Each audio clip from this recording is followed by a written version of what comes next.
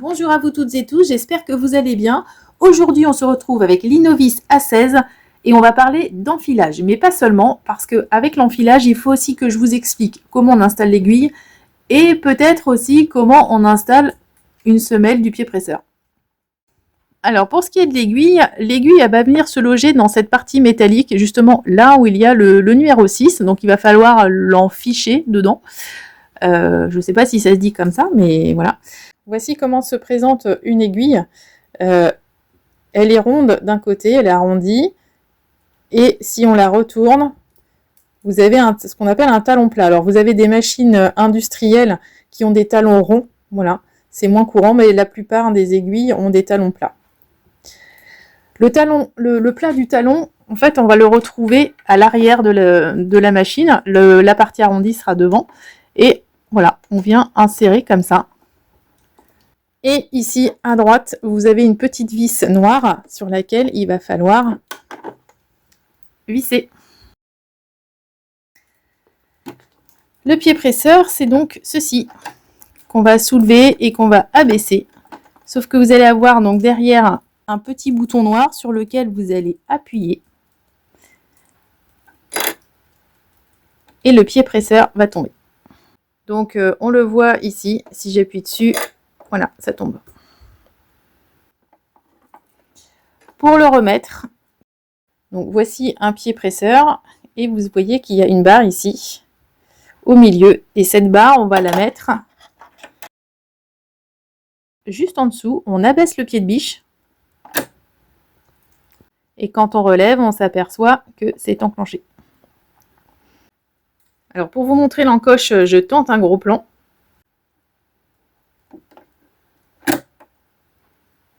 Voilà. Vous avez entendu? Clic. Voilà, ça veut dire que c'est enclenché. Quand on soulève, effectivement, on voit que c'est maintenu. Alors pour ce qui est de l'enfilage, donc il y a deux parties enfilées. Il y a le fil supérieur et il y a aussi la canette qui sera donc juste en dessous ici. Je ferai un plan rapproché tout à l'heure pour vous montrer exactement comment la placer. Avant de placer la canette, il faut d'abord la préparer. Donc voici une canette. Donc ça c'est une canette de chez Brother. Vous avez plusieurs sortes de canettes. Vous avez des canettes plates et hautes comme celle-ci. Voilà. Et vous avez aussi des canettes qui sont beaucoup moins hautes et qui sont bombées. Voilà. Si on place les deux comme ça, je ne sais pas ce qu'on voit exactement à l'image. En tout cas, pour la 16, il vous faut des canettes hautes et plates, comme toutes les Innovis de toute façon. Alors pour commencer, on va d'abord placer le fil supérieur. Donc on va prendre notre bobine de fil avec le fil qui passe derrière et qui arrive dessous vers l'avant. C'est-à-dire que vous ne mettez pas votre bobine dans ce sens-là. C'est vraiment, le fil doit arriver par-dessous. Je place donc la bobine dans son compartiment.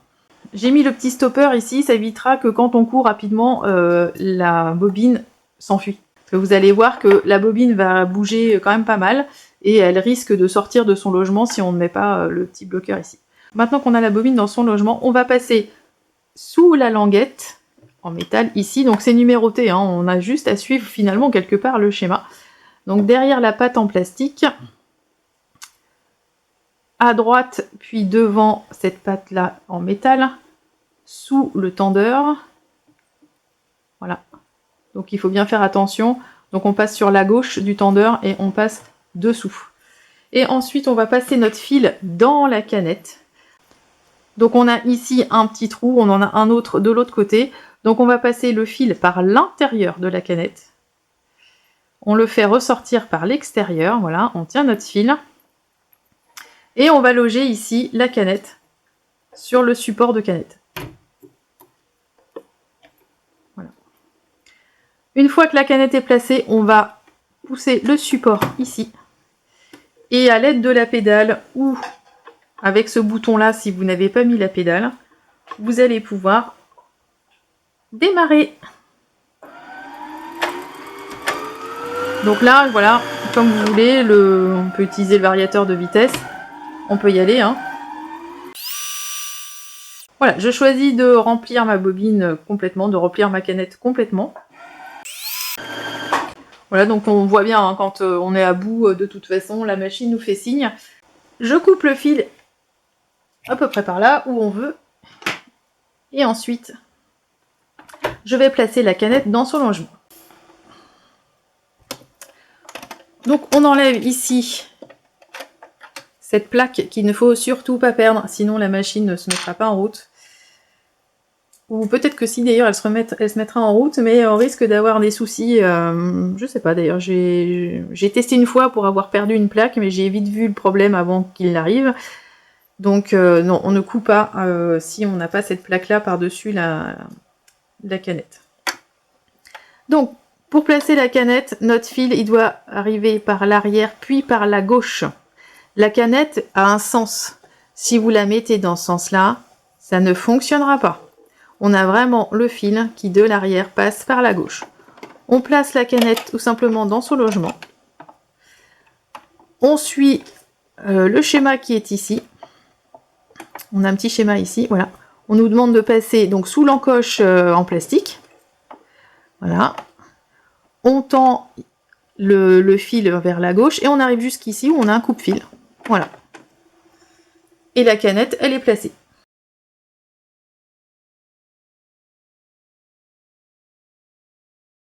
Vous avez ici à l'intérieur une petite encoche en métal.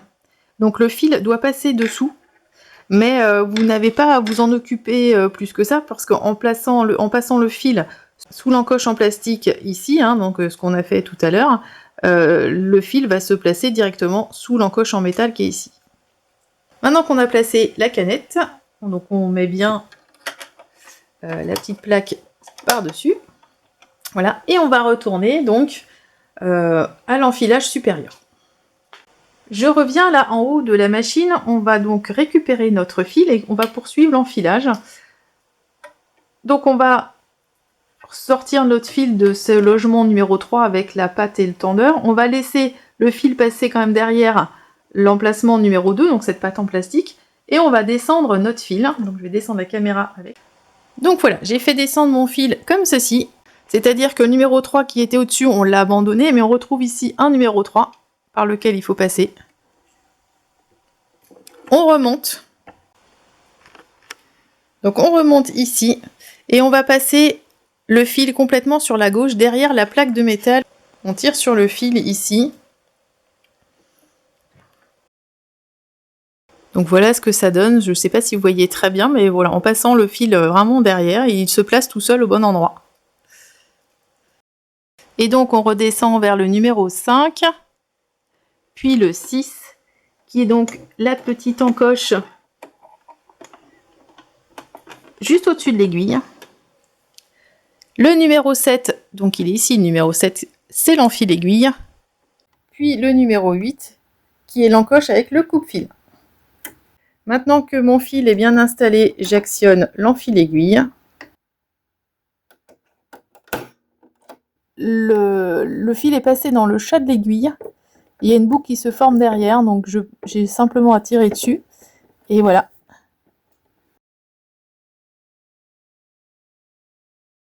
Une dernière chose dont on n'a pas parlé et dont on n'a pas besoin a priori, c'est la tension du fil supérieur. On va l'utiliser quand on a quand même des tissus très spécifiques, soit très lourds, soit très fins. On peut avoir besoin de varier la tension.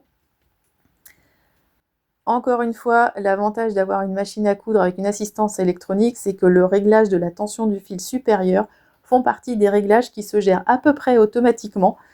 Mais pour commencer, ça fait partie des choses auxquelles vous n'aurez pas besoin de toucher. Dans une prochaine vidéo, je vous retrouverai pour une démonstration des points de cette machine à coudre. D'ici là, je vous souhaite à toutes et à tous de belles créations et je vous dis à la prochaine.